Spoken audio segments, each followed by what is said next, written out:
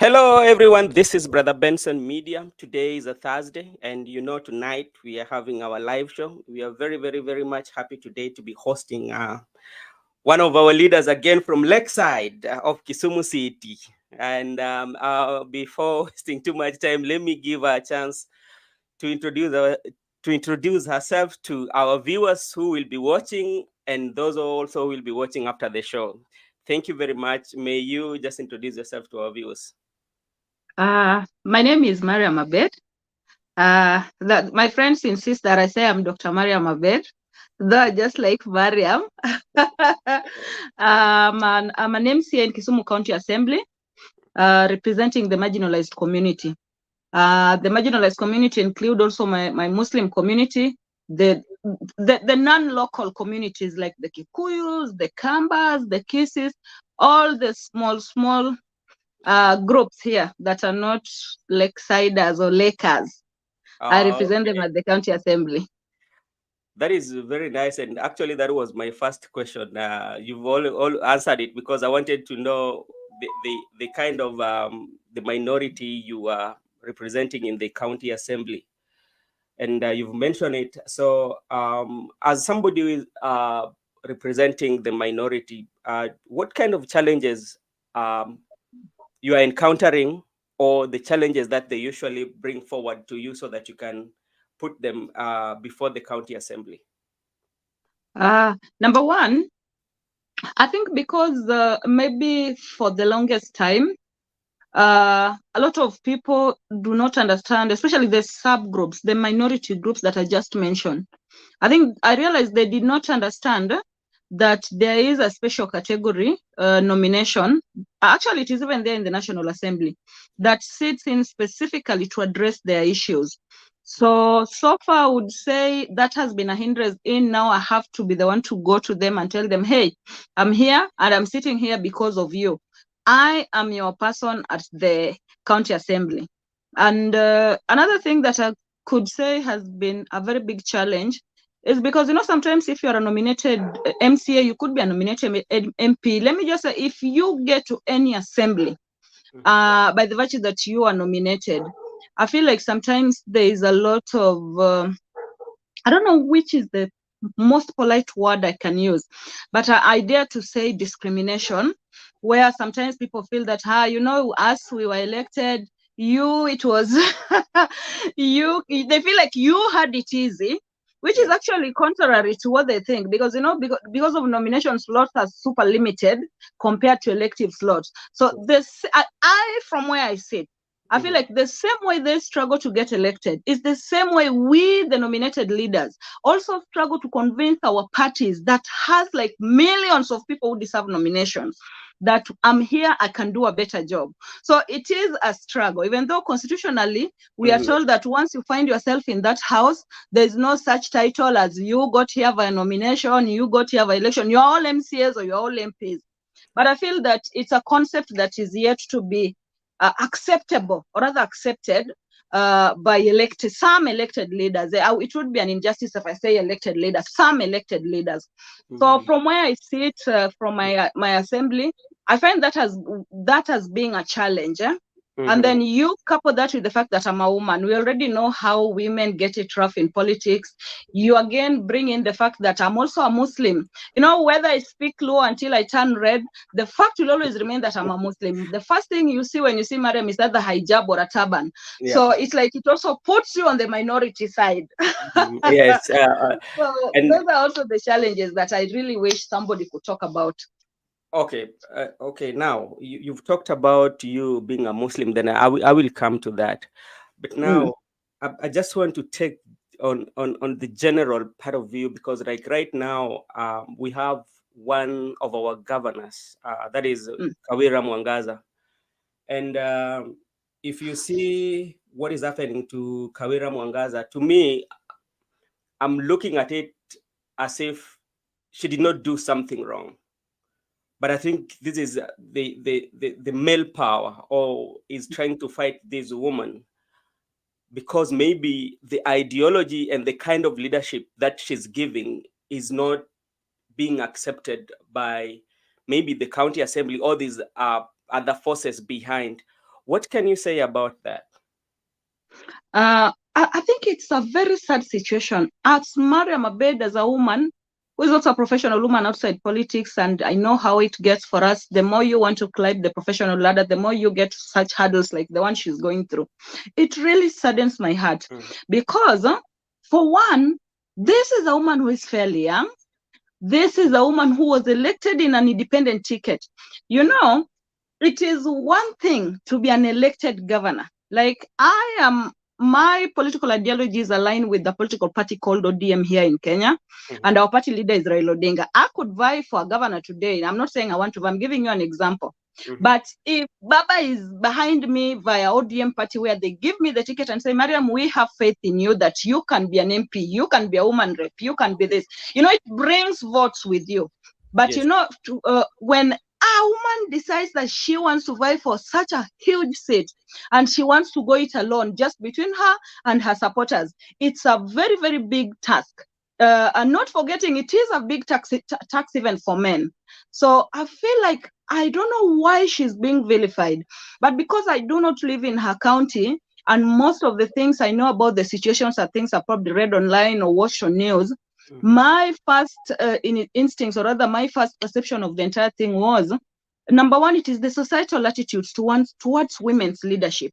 Because initially when she was sworn in, she used to be around, her husband used to be around her a lot.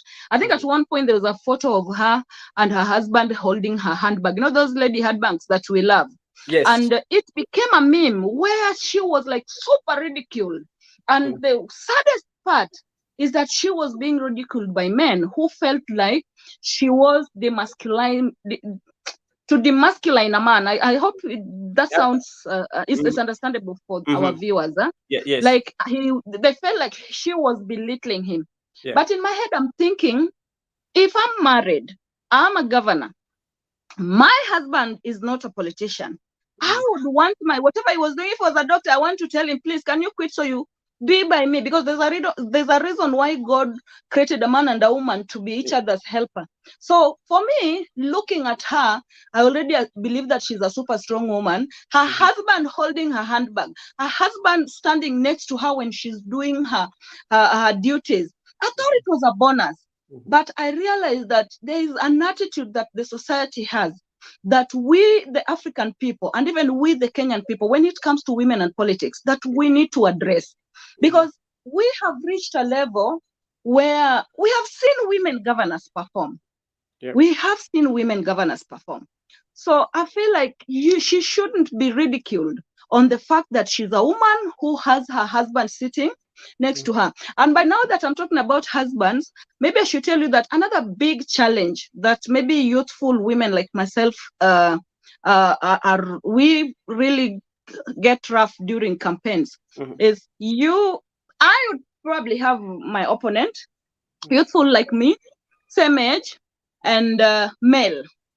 I would go take a microphone and go to a podium where I feel like I have good ideas. I want to do this for my people if they give me the opportunity.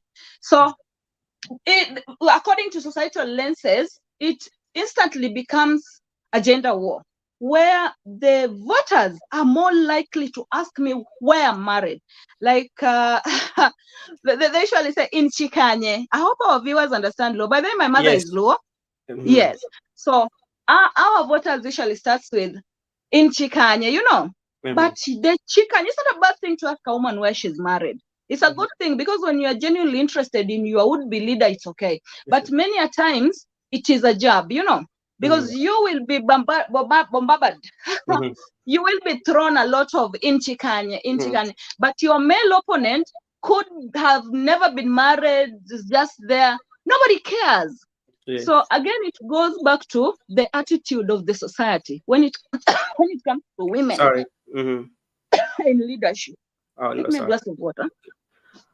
Yeah, and you talked about the social, that how the social media usually work. Why do you feel, or why do you think, like, when it comes to attack, especially on women, when it comes to their leadership in social media, it's usually very harsh, especially on women, and even sometimes it goes to their private life. you know, Yes.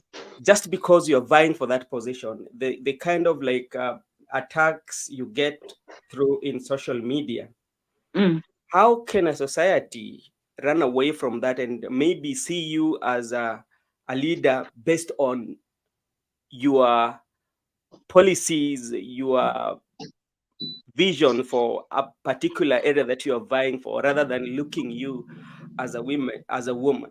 How can we mm, train our society to be like that? Look you as a leader, not mm, like social attack on you, and mm, also sometimes like physical violence. I've mm, witnessed in during the campaigns how some mm. women leader physically yeah, that physical violence meted on them. How can society run away from that? Number one, before I tell you how I feel we can go about it, I also want to issue a disclaimer so somebody doesn't feel that I'm just blaming voters. Mm, Like even me, when I want to vote for my president, for example, because I believe that a president is super, super important, a governor, the senator, the woman rep, and the MP. I mhm, also would want to know that this person is vying for the governorship. Where does it? I want to know their family values. But mhm, I think it shouldn't be that we use some of the things that maybe they're yet to achieve mhm, as a way to ridicule them or to make them seem as if they're not in a better position to do or to lead just because maybe they're not married or just maybe because they're women. I want that one to be out there. So mhm, somebody doesn't think that I don't want accountability or I don't want our people to be able to investigate or actually try to see the family values that of the people we are electing. mhm, Now that that is out there, personally, from where I sit as a woman who has like super big ambitions and a woman who has tried politics in politics and from the experiences I've had even during campaigns, I feel that number one, we need something called civic education. mhm, And when I say civic education, we need lots and lots of political education because we are using Governor Kawira as an example here.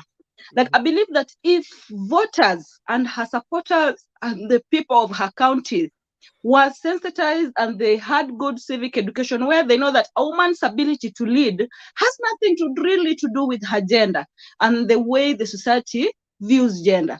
And mhm, another thing that we must discuss when it comes to women and politics and also just civic education, mhm, there is a devil in politics. And I think this one affects like even the other gender. mhm, There is something I passionately and bitterly call the corruptive role of money in our local politics. And this one starts at the grassroots. mhm, The corruptive role of money in African politics, in our local politics. That one has, like, if somebody asks me why we continue to elect leaders that cannot deliver, number mhm, one would be the corruptive role of money. Like you'd see, and this one has nothing to do with gender, you'd see maybe just an aspirant. mhm, So well educated, they seem like they know what they're talking about, they look like they can make a good leader. Then somebody with a lot of questionable past, too much money from God knows where, they come and vie for that position. And because our young people have been conditioned about something called, we call it here in Luo Gonya. Gonya, Gonya, yes. Gonya, I don't know what would be the lingo for it in English. Uh, Um, I don't. I'm still looking. Let me think about it. I can give it a very like yes, fancy a word that for is it. the biggest devil in our politics. Mm, And this one, we have to go about it as a society, as a people, and the youth have to play a critical role. And I just don't want to blame the people who say gonya gonya, the one who ask you, or the ones who are benefiting from the corruptive role of money in mhm, the politics. This one also goes back to our politicians, our leaders. And when I say our leaders, it is my sincere prayer mhm, that going forward, mhm, our grassroots party primaries, because mimi ni mtu wa chama, there is mhm, no day you will find me as an independent candidate. I will always vie, shamelessly vie in ODM.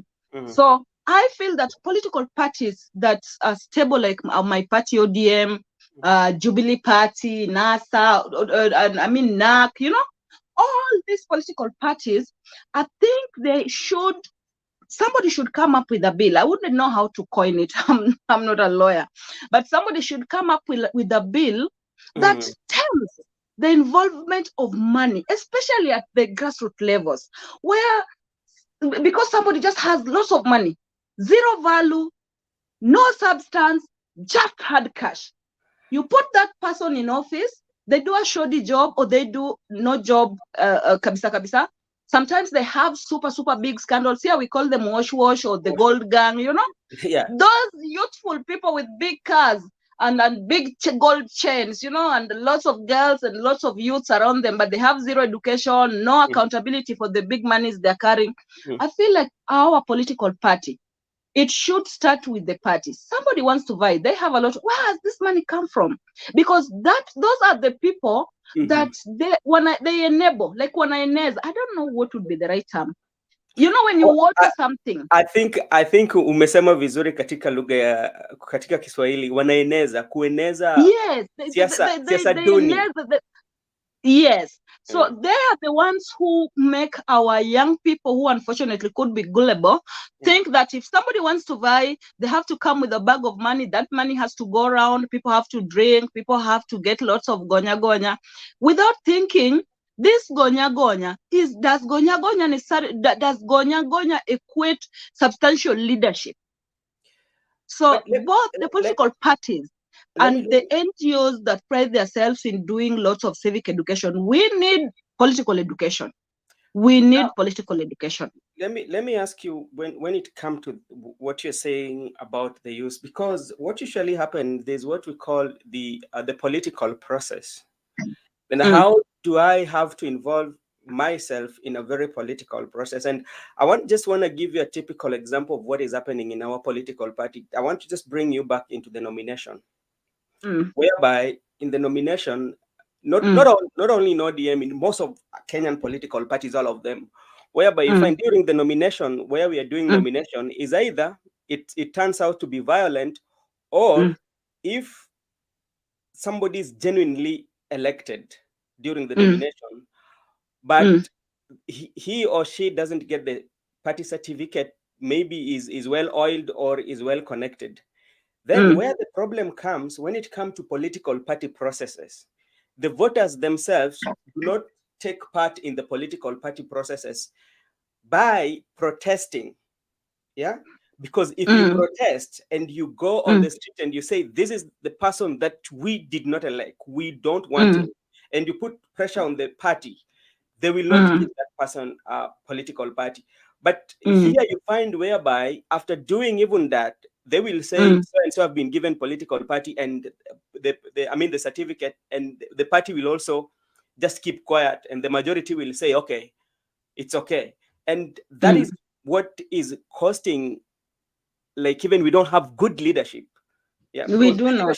That is most going, of the time is a leadership that is bought. So how can you as a leader make sure as a person you educate your people such that if something is done wrongly, then we need to stand up for ourselves and say we are not accepting this, so the right person should be at the right place? How can we do that? I think it's a progressive thing. It's one of those things that you cannot just wake up and say, hey, we are not accepting this. And I think one of the reasons why it has to be progressive, and it also has to again have the goodwill from our parties. And this is not just our party, like this is in all political parties. Yes. And because like I'm saying, it is something that the goodwill has to start from the party. Sometimes you feel robbed. Your supporters do feel robbed, and they may have the will to want to go and burn tires in the streets and register their disgust, or rather just say, this is not flying, this is not the person we elected. But I think because my politics in Luo Nyanza, where the most dominant party is ODM, and it is ODM because we have been in the struggle with our political leader, that would be Baba Raila Amolo Odinga. We have been in the struggle from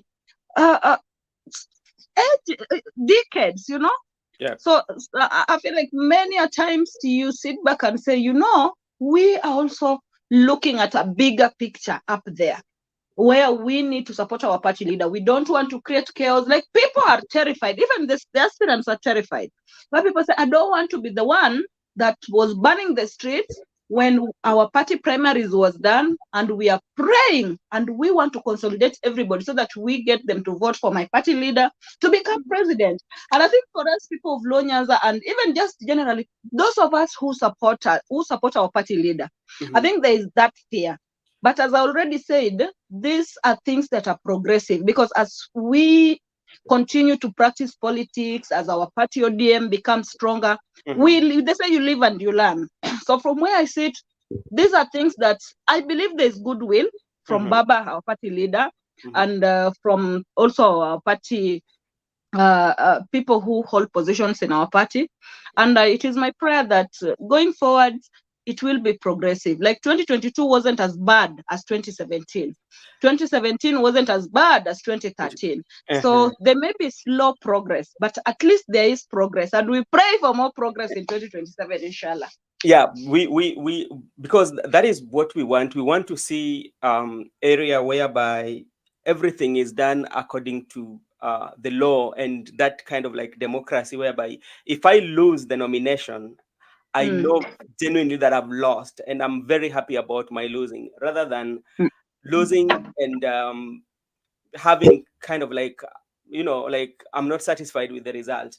Now, you've talked about the of how things will be better, and how maybe you feel like you cannot go and burn tires, but that's what democracy requires, because if you don't stand up for it, yeah, by standing up and saying the truth does not mean that you hate the party. That is something that we also have to know. If something is not going well with the party, and I come and stand up and I say, no, right, this is what is happening, this is the right way, that one does not qualifies you as an enemy of the party, but it qualifies you as somebody who has a stand. So I think that kind of like democratic space should be open for us to air our views, because that's the only way we can build the party. But if we leave it that we cannot stand up for something that is very wrong, so which means the people who are going to come into leadership, some of them will not deliver, especially for the electorate. And at the end of the day, that one does not give a party a good name. That is what I think. So, or did I put it the wrong way? No, you are actually right. But as I was saying, it's a progressive thing. It actually you just reminded me of something. Political parties are like a family. In a family, like the head of our home is Baba, and now maybe the chairmen of the party, the deputy chairmen, and what have you. And I want to say that just like any family, you could have a family of 5 or 6 people, but there's always they call the rebel or the dark child. There has to be some few elements within any family. I think there's a way maybe nature meant to balance things. Like, everybody cannot be the same in a family. Yes. So because political parties are like families, we tend to sometimes have such elements in the party. But again, going by the things that has happened since the unfortunate turnout of 2022 presidential elections, I think if you see things like maybe people that the party trusted, and the people like Public just came from nowhere, and the party says, oh, you're popular, okay, you're our guy. Because also, while we are talking about this, I also don't want us to forget that there's something called party loyalty. You could be like super, super popular with the electorate, but sometimes party doesn't feel like they can trust you. And that's why I'm saying, while we want it to be a progressive thing, we also must remain alive. That sometimes there are popular people who come, they get the party certificates, they get to either parliament or the county assemblies, then they go to bed with our opponents. So I think that could also be why sometimes there are people who could be like super duper popular with the electorates, but the party decides to look the other way. So again, it goes back to we praying that it's progressive. Let's hope it will be progressive, because I don't think even in the US where you said, I've lived there also, Yeah. I was in school there. So Mm. I also know for a fact that the most dominant parties are the Democrats and the Republicans. Yes. Like if the Republican Party, for example, knows that if they give Miriam a ticket, when Miriam gets to Congress, she will be preaching the political ideologies of the Democratic Party. They wouldn't want to give me a ticket, regardless of how much I could be popular with the electorate. Am I lying? You're not lying, but if you look at the history very well, Mm, look at the history of Democratic Party and the Republican. mm, What usually happens, or based on what I've tried to read, is the party ideology. This mm, is something that somebody conceives when he's still very young. You grow up knowing very well mm, that these are Republican values, and when you mm. come to the Republican, there are two: the far right, the liberal, and the extreme. Both of Yeah. them are in Democrat. But when you Mm, when you come to our country setup, most of our political parties are mm, formed out of circumstances, mm, and I can give you history. mm. When you look at, I want to start with ODM. ODM was formed immediately after the referendum of Machungwa and Banana, you know, Yes. and it was Yes. formed out of circumstances. Come Yes. again, when you come to TNA and Jubilee, Mm, they were formed after there was something that was happening. That's the reason why they are formed. So you find mm, very well that sometimes ODM, but for ODM, it has lived. I really give ODM congratulations because they've passed the test of time, they've passed it for that long time. But you find like mm, the party ideology and the mm, party vision is not mm, there because since it's formed out of circumstances and it is something that is come with a lot of money in it and everybody is brought there and mm, they go. And that's why mm, they don't stay for so long, you know, mm, because it is formed out of revenge. For instance, I can tell you, I might be wrong, UDA was formed out of revenge because that is in 100% accurate. yeah, they disagreed at some point, and now because they Mm, wanted to do, and you could see even how the management of the party is, mm. there's no It's like a ideology. one-man show. There's no ideology of the party, and that is what I think is killing our country.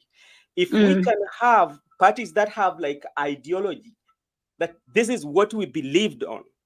I'm growing up knowing very well that I'm ODM member, and this is what ODM stands for. So that even if I'm vying, there's no that mistrust between me and the party. mm, And that is something that is usually there. The mistrust between me and the party because we don't believe you.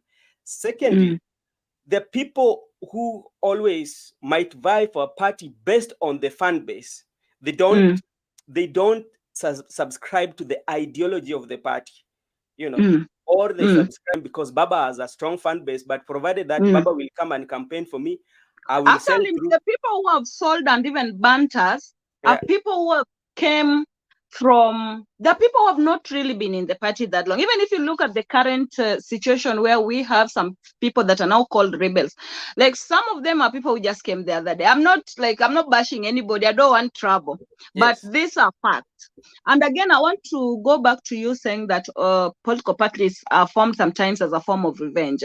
Yeah. I think when we talk about UDA as a party, and because it's out there, we saw UDA with in our eyes being formed. So UDA was not formed on.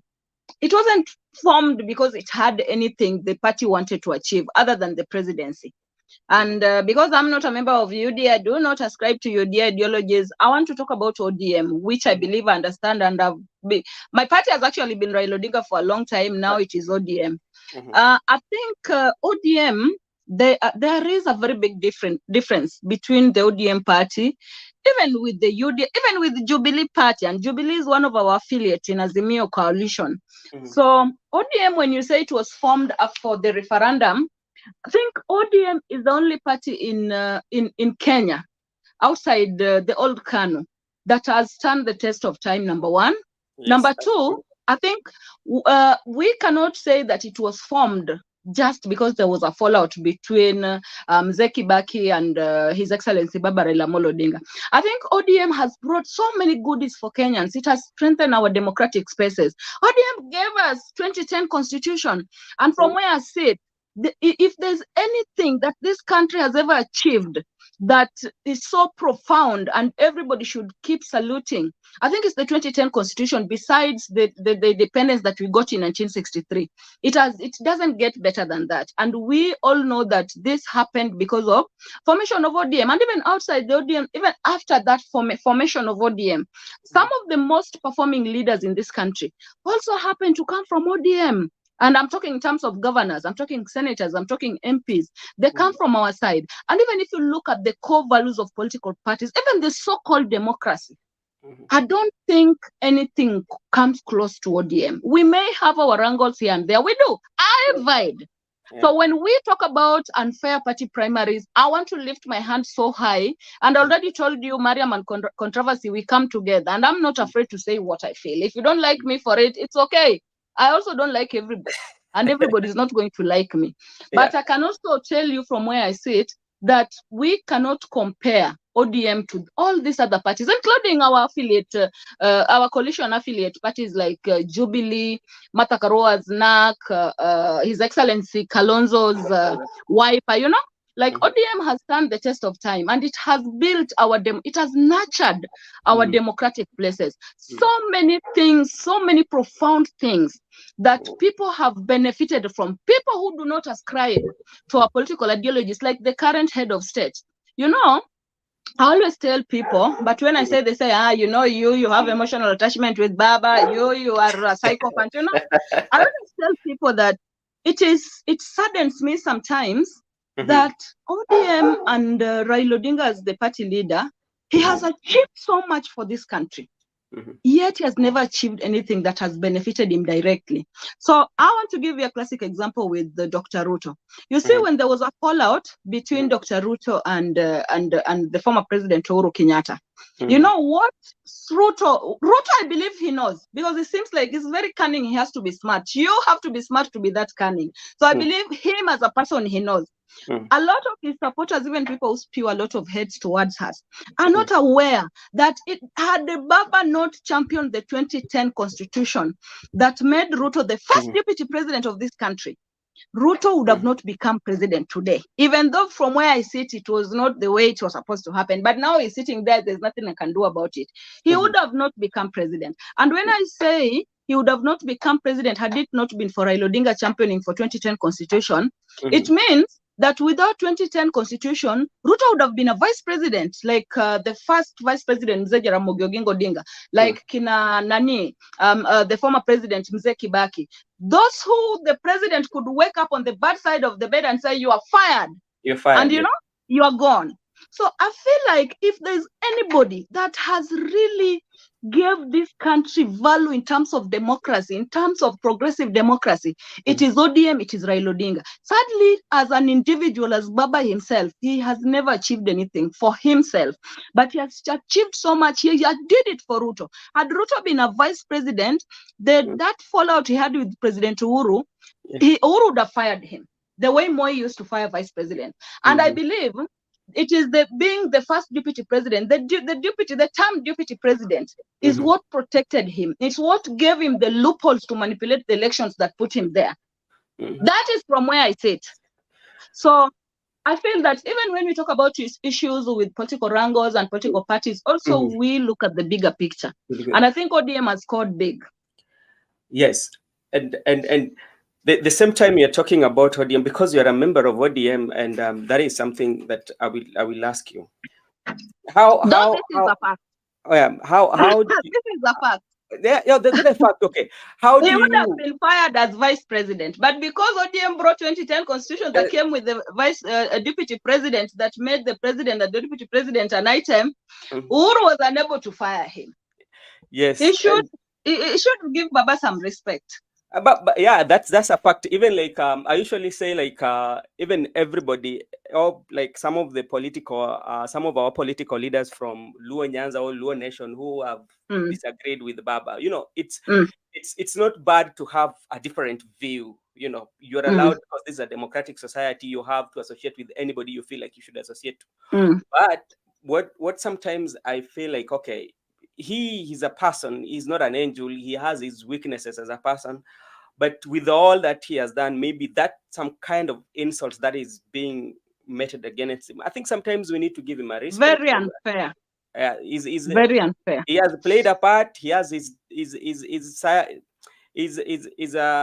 what can I say? He's not perfect. No human being on earth is so perfect. Mm. Like sometimes you find like leaders sometimes be like they don't champion the Party needs. ideology. Yeah, like about the Yes. party ideology, sometimes Uh, they don't champion the needs of the electorate, but yes. they so much like supporting the party at the Now, expenses of the people. I'm glad you talked about this. I want to tell you something that, as somebody who has supported ODM from 2007, even I didn't know until I vied. Mm, You know, when I decided that I wanted to try my hands in politics, mm, I had very big ambitions, Like, I didn't want to vie for the MCA, by the way. It's my dad who told me, you don't just start climbing the tree from the head. Go and start with the MCA so that the party can also look at you with that MCA and see if you are a viable player. mhm, But that is besides the point. When I was vying, I had like an airtight, what is it called? Uh, what is the word? Like, I had an ambition, things I wanted to achieve if I was elected, things I wanted to do for our people of mm, Kalenshire Ward. mhm, But it's through that I realized that ODM, as a political party that also usually has a presidential candidate, mhm. and all the governors, the MPs, and what have you. Do you know that ODM has a manifesto? Yes, I know. It is not just talked about. That's what I'm telling you. I only also, being an ODM from 2007, also learned in 2022 election. ODM has a manifesto. So when our leaders chose not to deliver, it is not because they're singing the party praises. The Mm, party comes with the manifesto. Because even if you look at the way our governance system is structured via the 2010 constitution, you mm, realize that if the president belongs to our party, if Baba is president, we have our manifesto as our DM party, or when we form a coalition with the other political parties, we mm, had a manifesto as Azimio. mm, So the way the governance system, it trickles down, like it trickles down from the national government. Then mm, it trickles down to the county government via the governor. Then it trickles down through the MCAs, and outside the CDF and what have you, then have the women rep fund. mm, So if a leader wants to deliver, mhm, ODM as a political party, even as Azimio as a coalition, had a mm. very good manifesto. And Yes. even if we did not manage to get the presidency, the Mhm, manifesto still stands, because the manifesto had the things at the governor's level, at the MP level, at the women rep level, at the MCA's level. So if an ODM leader mhm, decides that they don't want to deliver, mhm. from where I sit, I feel like that should be on them. We should not vilify the party, because let us also not cheat ourselves. Politics is interest and loyalty. Yes. It is interest. It's black and white. Yeah. It is interest. Like for our generation, my generation now, we say, because we believe that we are woke generation where we have our own political ideologies. Like Mm, I would say, I, for example, as a liberal-minded person who believes that we need to nurture more of democratic spaces so that women can be easily elected if they deserve those seats. I feel mm, that those kind of the ideologies in my head, they mm, aligned more with the ideologies of Raila Odinga. Why do mm. I say that? I say that because I look at the Raila Odinga of the 90s, at where people were being detained without, what is it called? Without court, Oh, you know? Nyayo House. The Nyayo house. I'm thinking Mm, about the Raila Odinga. Why did he go there? Raila Odinga wanted us to have freedom of speech. Mouthy Mariam, I want freedom of speech. I want to be able to tell you I don't like you because you are not a good leader. You are corrupt. You are supposed to do this road like this. You didn't do it. You know, those are political. Those are things, those spaces, the freedom of speech. Those are ideologies that align with Baba. Baba wanted Kenyans to have freedom of speech where they are unable to, where they're able to say, this is happening, but this is not what we want. Things like public participation. Public participation, in essence, it means that the voters decide how they're ruled, or they decide how development trickles down to the grassroots. So it is okay to be proud of your party. It is okay to be a party loyalist, but it is not okay to blame the person because they're singing party. Because if you're truly singing because you love ODM, you should also be able to implement ODM ideologies. So if a leader fails, from where I sit, they failed because they were not able to deliver. Okay, but it is not because they were singing ODM songs. Okay, and this is now what I want to ask you, because I don't think it's because of the party, but the party will be blamed because you go like now when you come to a perfect example where you are in Kisumu County, we have what we call the ODM government. We do. That is ODM government, right? So county government. The ODM county. It's not even it's a government. No, county is just like it's devolved, and his Excellency Prof is there. Very good friend, doing an amazing job. If the Kisumu County government fails, who is going to be blamed? We are not saying Kisumu is failing. Kisumu is I think Kisumu is not failing. Only that sometimes when there are changes, it might look like it's failing. But if you ask me, I think since devolution in Kisumu County, Anyang' Nyong'o has done the best job so far. Commendable. From where I sit. Prof has done a good job. That is something he has done well. Yeah. So this is just a typical example. You are not saying Prof is failing. Prof is doing good. I'm just giving a scenario because it's an ODM government in place. Yes. When to say it fails? Yes. Do we have what? Because we cannot blame Prof that Prof did not do a good job, because Prof has county assembly members who should help him by doing. Should keep him in check. Yeah, should put him in check. That is there. The same county assembly, they should bring in legislation that can make the county to prosper. Yeah. Yes. If the MCA are not doing a good job, and the county fails, we are going to say the county of Kisumu or the Kisumu government has failed, and it will go in the book of history. During that failing time, the party that was in power by then, it was ODM. It is not going to be said the Prof failed. It is. We'll probably say an ODM governor failed. Yes, ODM has to be there. So the party has to be there. So it means, as much as we might put the blame on the leadership or an individual who is there, that individual is sponsored by a party. So he has to do more extra work, one, for party to have that good reputation. Yes.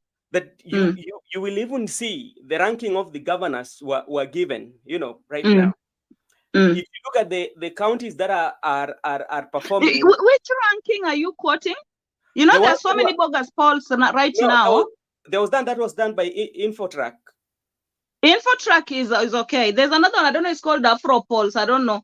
There's so many bogus polls going on. So I don't ascribe to those polls. Yeah. So, if you go to the news, so you listen to the news, so they will say this county are headed by such a political party. They're not calling individual. They are calling political. It's high time the leaders who are elected should perform well to build the name of the party. Yeah. That is something that should be done. If I'm not wrong, I don't know. Yeah. So I think it is fair to also sometimes maybe want to blame the party, because as I said, we party usually have some manifesto, but we must also remember that party is just 50%. It's a vehicle. It's a vehicle that takes you there, So I can be very passionate about our party ideologies and say I'm gonna implement the party manifesto, but maybe when I get there, sometimes power gets into your head. So while I know it is natural for people to say ODM county has failed, UDA county has failed, NAX county has failed, but also we must also at least put some portion of the failure on the individual. Because once you are elected, like for example in our county here, Prof is doing his second term. Our party does not police you. We do not police our governors as a political party, though we are proud if they are doing a good job, they're delivering to our electorates, who are also happen to be the fan base. So because we are not the oversighting body, we are just a vehicle that gets a good name if you deliver. So the party cannot take the entire blame. The entire blame. That is why sometimes you are super committed to ODM, but you could do your first term and the next term ODM says no, or even the electorate says no, and the ODM brings in another candidate. So the failure cannot be solely on ODM as a political party. And another thing, I think when it comes to devolution, what, because it's a new thing, like this is the 10th year. Yes. So devolution was like a super beautiful concept, and it has got us here. But I also feel that in terms of county government's oversight, we are yet to fully implement 2010 constitution. And that's why I think in 2022 elections, ODM actually started saying that, when we used to have councillors, it was okay if we didn't care about the educational background of those councillors. But now that we have devolution, and devolution, the MCS and the governors are the vehicles that drive devolution. But there's not ODM or UDA. It is the governor and the MCS. These two positions, they are the vehicle that drives development and devolution in our counties. And that's why I think even ODM thought it wise that these days MCS play a very crucial role, that it would be very important that we elect MCS who can read, we elect MCS who are like thoroughly and genuinely educated, But also when the party brought that concept via BBI, if you remember BBI, it is also some voters, not all of them, and also the aspirants who said, us, we don't care about those degrees, we don't care about doing medicine and what have you, we want our guy. So you also put the party and the legislative bodies in a bad position. But the fact remains that going forward from where I sit as Miriam, if I had power to change one thing that I feel that would add value or would make devolution work for people, it would be the way we elect MCAs. But like let's say for instance, as a party, because like a party also has its rules and regulations that they have. What if you say like a party would just come in their party constitution, say like, okay, for you to qualify for us to give you a nomination, or for you to vie for a nomination, we require you to have a degree or a diploma as a MCA, as a party. So everybody knows that is one of the qualifications for you to go to nomination. Will that one create problem, so that we know in our counties? I think again that goes to where I was telling you that while devolution has worked well so far, it's a new concept. We are still looking at the downside, and like I was saying, the downside, or rather the place that one of the aspects that we are yet to really find a balance or enforce properly is the oversight when it comes to county governments. I think this one even applies to national assemblies. It's not just in the county assemblies. So because of that, I foresee a situation where political parties act, or political parties, whatever regulate, the body that regulates political parties, I think they would not allow a political party to have these conditions unless it is in the constitution. Because even though political parties have autonomy sometimes, it's limited. There are some aspects or rather some angles that are still related to the constitution. But I think maybe in future, it would be a good thing if political parties can decide that from our end, because we have a right to decide who do ABCD, We feel like we will need the MCAs or the MPs or the governors or the women rep to have this level of education. And I know sometimes it's a very controversial subject. But for me, I say me and controversy, we come together. I'm not afraid to talk about it because we cannot cheat ourselves. Like Kisumu County, again, is a classic example. We have one of the best educated governors in the country. Like, I don't think there's any governor that can compare to Prof, academically speaking, intellectually speaking. So No. you tell me, a governor of Professor Nyong'o's education caliber, you want to bring in an MCA who does not have, I'm not bashing nobody. I'm just saying, because this is a discussion. Yeah. You want to bring in somebody who cannot write the word devolution. Somebody who cannot spell the word legislation. You want that person to oversight a whole intellectual like Professor Nyong'o. You tell me from where you sit. And I do not have a problem, by the way, with anybody. I just love when leadership and a good thing like devolution can work effectively for our people. So I'm not bashing anybody. I know you're not bashing anybody, but like it was something that happened sometimes in one of the wards in Kisumu, and we really had a discussion, and we say like, okay, you are very popular, but at the end of the day, how are you going to argue at the county assembly? Because even for you even to legislate, if writing somebody's name is a problem to you, yet you've been elected because, one, maybe the family background, you have money and you're going there, so you're just going to sit there because, like, at the end of the day, you'll take all those 5 years in the assembly without even speaking a word, which is not is very unfair for the electorate, but that is the nature of our politics. What will we do?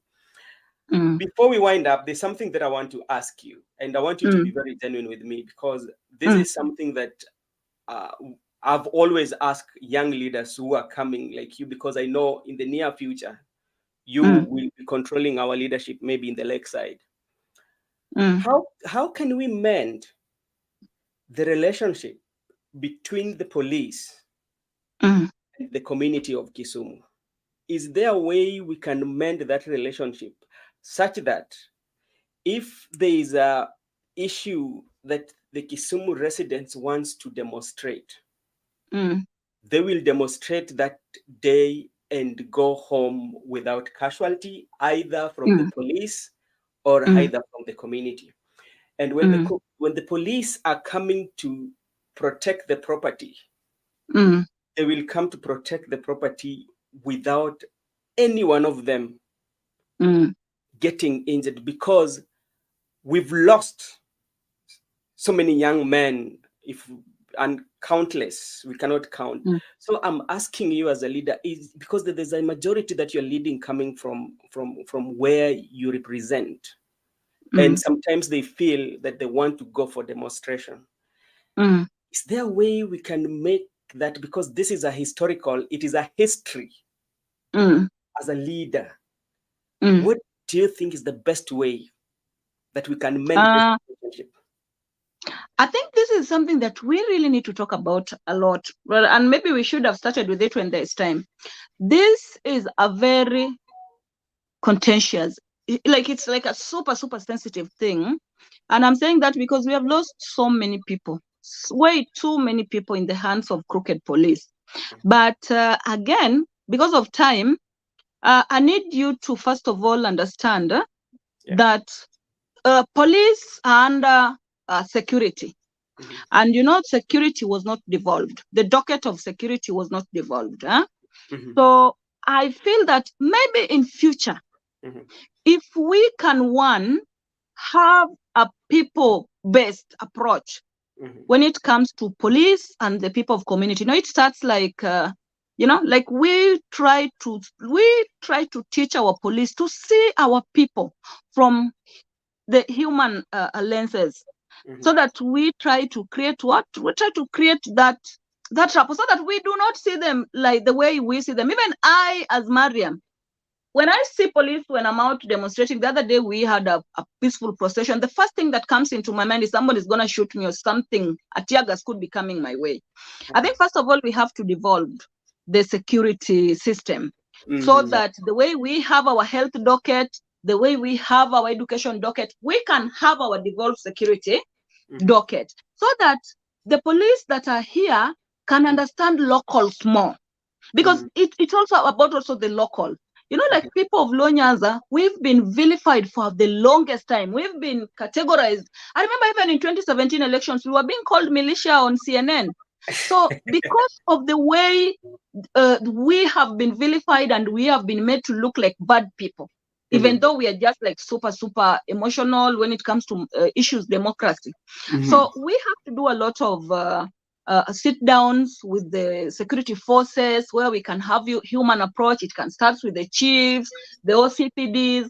That is after we've had after we devolve security. Because during demonstrations, not all police are bad, by the way. That one I have to put it out there. Not all of them are bad.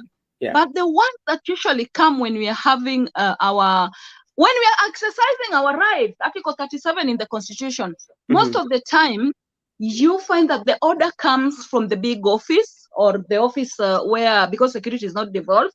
And most of the times when we're having these demonstrations, it's usually about elections that has not been free and fair. So those who are in power at that particular time, they misuse the police by trying to maybe warp us into submission. Don't talk about your rigged elections. Don't try to exercise Article 37. So it is a very contentious issue. And it is one of those issues that I wish this should have been captured in the bipartisan talks in Bomas. I wish we had this interview early, because this is a very critical thing that we do not talk about it until we find ourselves where we need to again exercise our right to Article 37. So for now, maybe we should start thinking, can devolving security create a human approach between the people and the police? And also our police also needs counseling.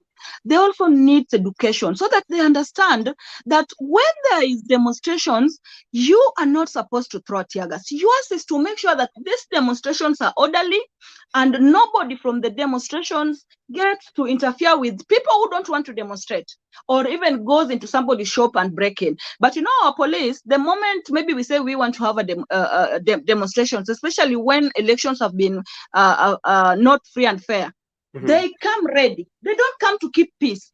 They come to warp us into submission. So we have to talk about it. And I don't know whether if we devolve security docket, then maybe to bring police to the people, or rather it will create a a positive relationship with the locals.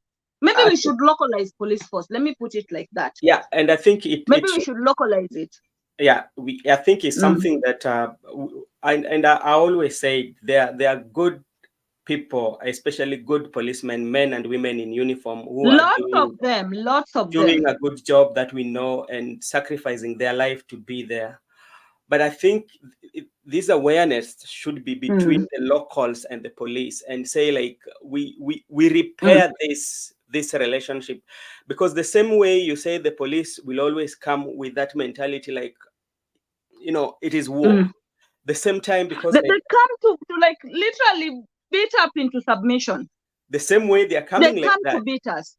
The community too is coming well equipped that we are going for war. This is a war, yes. It's a war, which should not be the case, because it should be a situation whereby we know as a community we are going on the street because there's something that is not happening the right way that should happen to us the right way.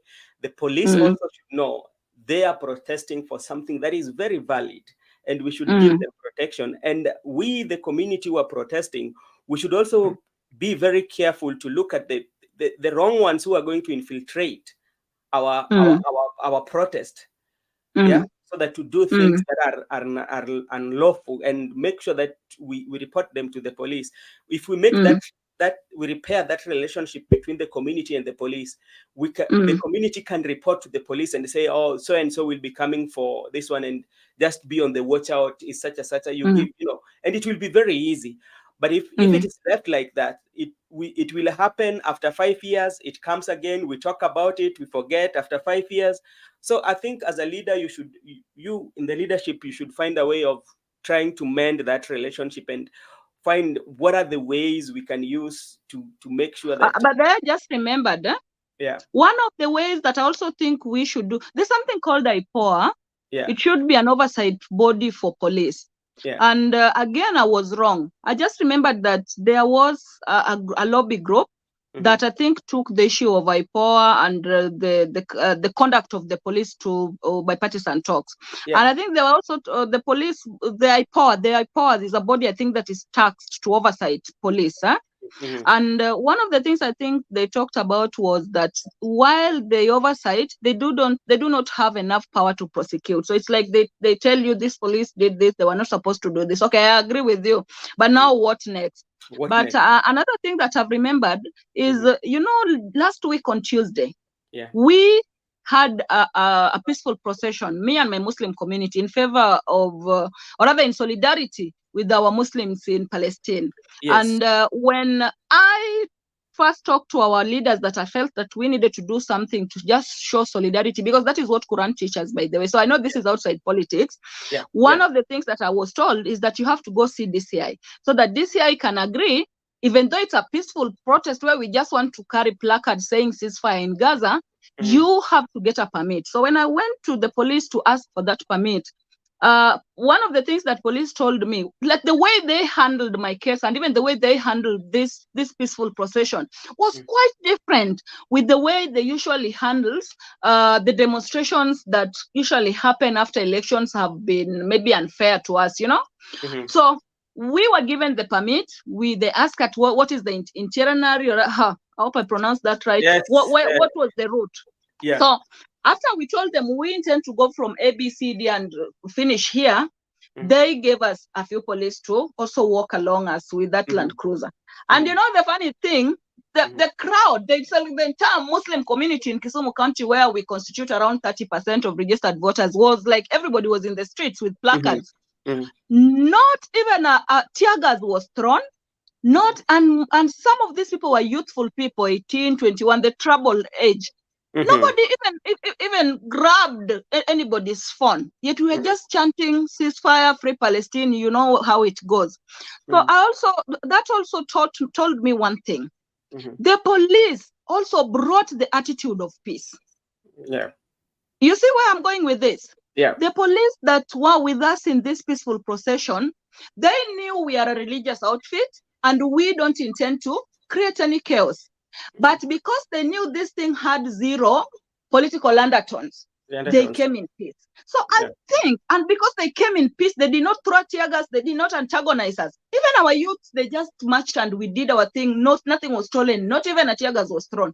But also sometimes when we are feeling hurt, because we are human beings, elections have not been done in a transparent manner. We want to go and exercise Article 37.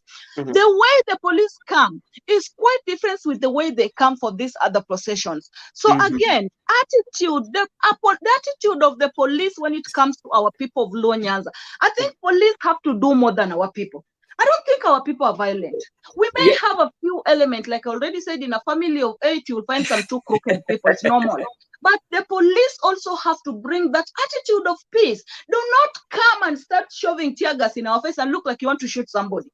And allow us and see if we are going to do something. Because in our case, we didn't do nothing because we didn't feel threatened, Yeah. So maybe in future, if we ever find ourselves in a situation where we are exercising Article 37 in political issues, they should come in peace so that we also demonstrate in peace. Yes. So and then that's why I'm telling you as people in the leadership, because it's the only, leadership is a law and order, because that's why you're called a leader. If that leadership could have not been there, it could have been lawlessness, because like everybody would want to talk to the police and everyone would want to do that. But since like you've been given that role of being a leader, you lead. And how do you lead? One of the things that a leader is required of is negotiate on behalf of your people, and how can we mend this situation, because it has been there for the Mm. longest time. It's something that is very hurting, because sometimes most of the, maybe the young men whom we lost, some of them were the breadwinners of those families. Very quite unfortunate. Yeah. So, and we cannot keep doing something every day. So let us find a way as leaders in the Kisumu community. How can we find a way of, because like we will always protest. That is something there. Protest will be there, you know. Mm. But how are we going to do it in a way such that if 100 young men came out on street, or come out on street to go and exercise their constitutional right, they will go back home safe? The same time, the men and women in uniform, some of them are our uncles, some of them are Mm. our fathers, some of them are our brothers, some of them are our grandfathers. You know, they are human beings like us. The only thing that separates us with them is that they're putting on that uniform, you know. Mm. And we have also to treat them with a lot of respect and give them the Mm. dignity that they deserve. So, as a community, as leaders in the community, try to find as a way in which we can mend this relationship between the community and the police, so that we do it in a very peaceful way. Maybe your last remarks to our viewers. Mm. Now, my last remark to our viewers is, I want to challenge our viewers who are now also doubles up as voters. When election time comes, I need for our viewers, I need for our voters who also are viewers, as I've already said, to Mhm. understand that they hold the key to the good leadership that they want and yearn so much. Because most of the time they say we don't have leaders. Service delivery, you have the key to service delivery. You want a county government that will deliver, that key is in your hand. How is that key in your hand? That key is in your hand by evaluating the people that are coming to vie. When somebody comes to vie, don't just look at the money asset. I know the economic times are tough, but you don't think with 500 shillings. Don't think with 1,000 shillings. Don't think with 200 shillings. Look at a leader or an aspirant and ask yourself, if there was a problem and I'm left with an only option, which is to call this leader and say, ABCD is happening and it's not going right with the people who gave you the mandate, we feel this way. How would that leader respond? So it goes back. This is their issue. They are the ones who have the key. Even outside party politics, party, like you said, may give you a leader. But you feel like, no, this one was an MP, now he wants to become president. He didn't do nothing with that slot of the MP. We are saying no. You say no, especially if that no is backed with logics and evidence. Say no so that the party can know that, watamre, you know, to make a because it is tried and it failed. Yeah. Please give us another alternative. The key to good leadership, the key to service delivery is in the hands of the voters. They just don't know how powerful they are. Yes. Honorable member, thank you so much for taking your time to have stories with us. This is a channel that I will always invite you to talk with you about of issues of, when you have issue of Kisumu, I will always call you. And thank you so much for honoring our invite. And may God bless you so much. Bless you too. Thank you. Okay, you're welcome.